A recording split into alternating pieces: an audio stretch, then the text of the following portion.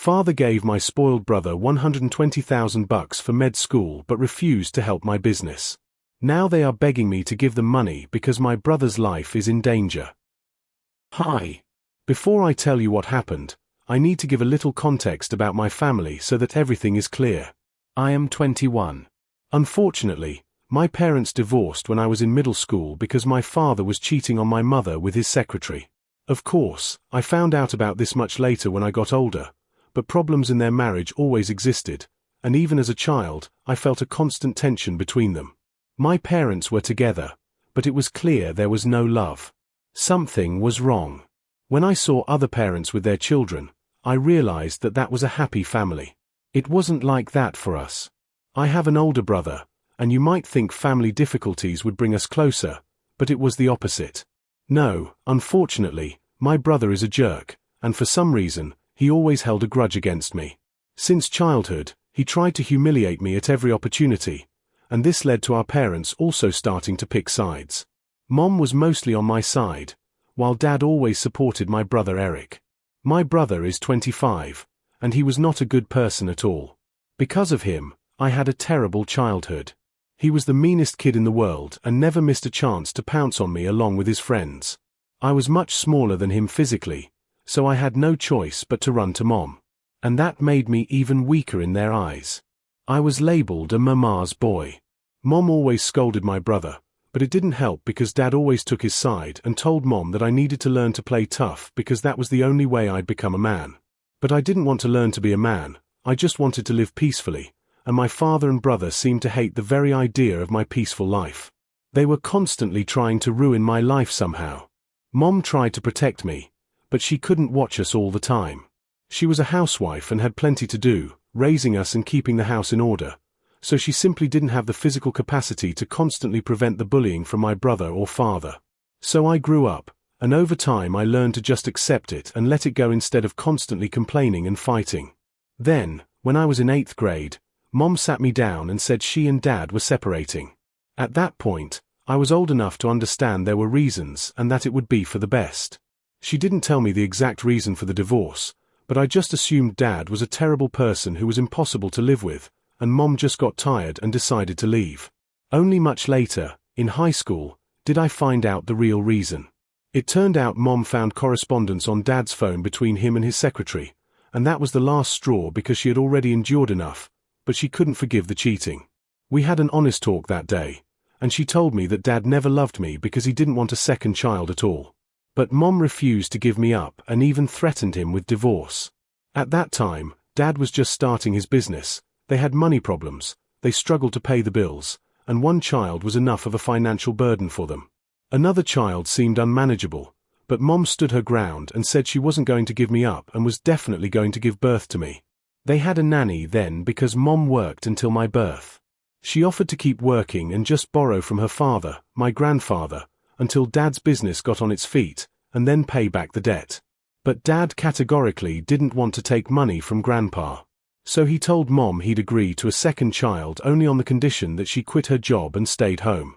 He expected that Mom wouldn't agree and would get an abortion, but she didn't, and from that moment on, their relationship began to crumble. Mom admitted they both could have handled the situation better, but the way Dad started to hate me and hurt me after my birth made her feel terrible, so she never even tried to make peace with him. She said she was partially to blame for me having such a disgusting childhood and apologized for it because she felt she should have left him sooner but didn't, thinking the divorce would badly affect my brother and me. Unfortunately, it was her decision to stay in the marriage that made everything much worse, and in the end, she had to leave anyway, but only after receiving pain in its worst form. And part of her still loves my father. Even after my birth, when he started treating me terribly, she hoped he would change, but it didn't happen.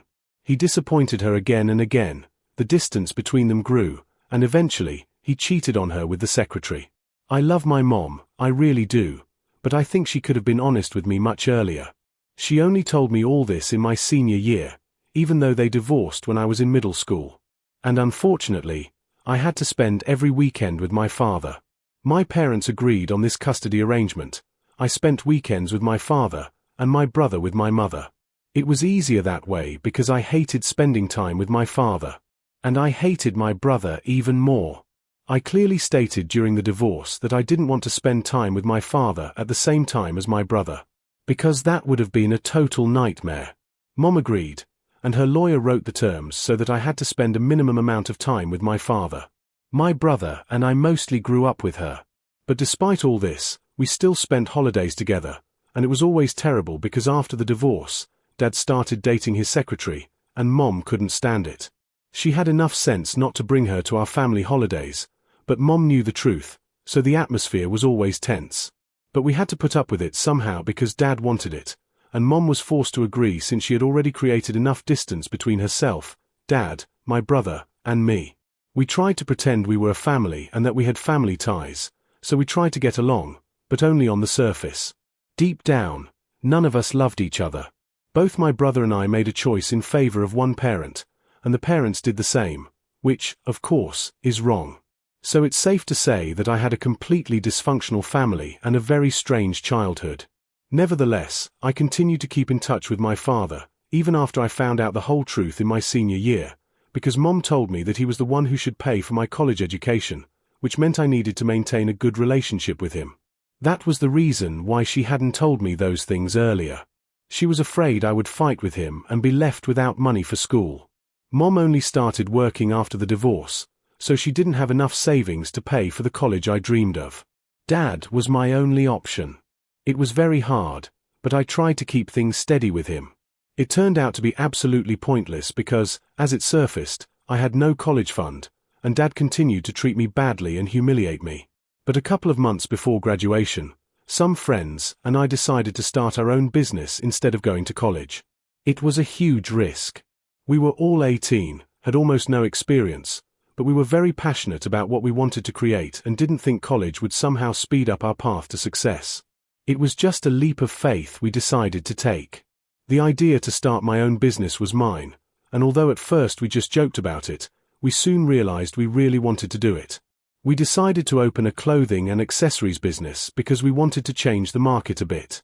Most stores in our area either sold mass-produced junk from large corporations or were small shops that didn't understand at all how teenagers wanted to look and dress. My friends and I constantly faced the fact that we had nothing to wear to look the way we really wanted to. In the end, we were either forced to buy old stuff at thrift stores or we looked like our fathers. At first, we just joked about it, but then we realized many of our peers felt the same way. That's how our brand was born, and I'm proud that we have grown significantly since then. I'm glad I took the risk and didn't go to college because I think we did quite well. The three of us and our friends spent months thinking everything through and drawing up a business plan. We decided that two of us would handle clothing design. It wasn't hard because most of us drew well and were interested in fashion, while the other two would focus on the business side. I had to look for investors, and it was difficult because we were just a company of 18-year-olds, with almost no experience and no education. We didn't study as fashion designers, and we didn't have a business education either. We only had passion. It sounds stupid, but we were stubborn and had already made our decision. For several weeks I didn't tell anyone about it, but I couldn't hide it from Mom anymore and told her everything. At first, she was worried and insisted that I at least get an education first, but I said I was confident in my choice and just wanted her support. She resigned herself but warned me that persuading Dad to help would be almost impossible. He didn't like it when guys were interested in feminine things, and if he found out I was getting into the fashion industry, he would probably stop talking to me altogether. But I needed money, and every investor rejected my friends and me. Most didn't even agree to a meeting. They said no immediately because no one wanted to bet on us, and that's understandable. The only people who could even consider the possibility of investing were friends and family. And I quickly realized this because about 2 months before graduation, I decided to talk to my father about money for the business. My friends had already talked to their parents, and everyone, although after much persuasion, agreed to invest and help. But my father was the most difficult option, and I knew it.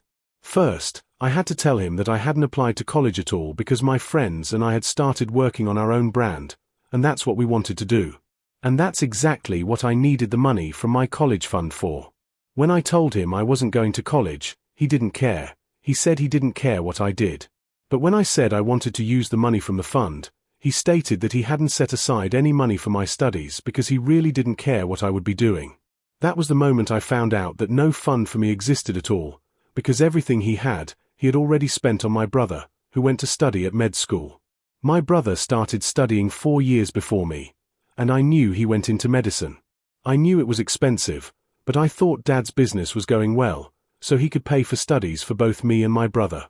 I didn't know that my brother took not only money for studies from him, but also huge sums for a flashy life, even though he was supposed to be studying to be a doctor. And Dad happily gave him everything.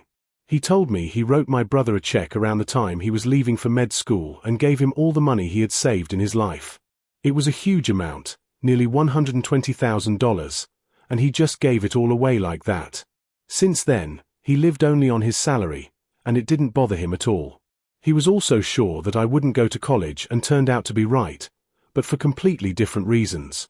Therefore, he didn't even try to save for my education and didn't think it necessary to tell me there was no fund. He explained to me then that he considered Eric the smarter son, and me so stupid that I wouldn't even try to get into college. And according to him, I only confirmed his expectations because I didn't apply anywhere but decided to start a business. Exactly what he expected of me. I thought he was joking or exaggerating, but after a couple of minutes, I realized he was absolutely serious. He really gave my brother all his savings and left nothing for me. I snapped at him because it made me angry not only that he didn't even think to set something aside for me, but also that he called me stupid and Eric a genius. That day was the first time I told him everything I thought about him because it was impossible to endure any longer. I expected at least minimal help, especially since I was going to return the money when the business started making a profit. But he couldn't even do that because he was selfish and simply hated me. I was crushed. Despite the fact that I always knew Dad didn't love me and preferred Eric, I didn't expect such a betrayal. We had a terrible fight, and that was the last day I spoke to him. We said everything to each other, and there was nothing more to add. I decided I would never see him again, and he completely agreed with that because he realized I was different, not the way he wanted to see me, and I would never become Eric. It was hard to tell my friends that Dad wouldn't give us money to launch the business, but they understood. Mom was the only one who helped me. She gave me part of the money herself and borrowed the rest from my grandparents, which I really wanted to avoid, because they are already old, and it's more important for them to have savings for medical and other urgent needs. But they happily invested and became our mentors, and I'm glad they took the risk and believed in me. And I'm almost sure they are also glad they did it, because our brand is developing perfectly and bringing the maximum possible profit. We are very popular among teenagers, and it's hard to believe how hard we had to work and how far we've come, but it's true. I think our brand is much more successful than my father's business, and I'm sure it wasn't easy for him. And then, 2 weeks ago, something strange happened. Dad called me for the first time in almost 3 years, and surprisingly, the call was about Eric. He said he had bad news. He started with congratulations on the success of my business. I thought he was finally admitting he was wrong, but instead, he said they needed my help. He said that Eric recently completed his residency but found himself in huge trouble. While living separately, he started gambling, and Dad recently found out that he has debts. And not small ones, but significant amounts. People he owes money to are already hunting him. Eric had to return home literally a few days after finishing his residency, and he is currently hiding at Dad's. But this won't be for long. Sooner or later they will find him. And the people he got involved with, according to Dad, are dangerous. Dad is afraid that Eric might be in real danger. And so he remembered me. He said they need money to close the debt and start all over again. Dad lives only on his salary, and he expects me to help because my business makes good money. He thinks that for me such an amount won't be as much of a problem as for him. That's all he said. No apologies for the past. He acted as if we always had a warm relationship. Not the slightest hint of remorse, and that was the most frustrating part of all. He just expected me to help, since he deigned to call. I got angry and said he could knock on other doors and beg for help, but he was an idiot if he thought he'd get anything from me. Then I hung up and blocked his number. After that, I got several calls from an unknown number. I realized it was probably my brother and blocked him too. 2 weeks have passed, but the guilt won't let go. I still feel bad, to be honest, from the moment I blocked them.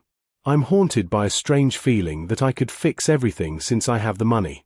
But I don't know if they deserve it, and I really don't understand what to do. Am I the jerk for not wanting to help my brother after my father refused to invest in my business 3 years ago because he had already blown all his savings on my brother?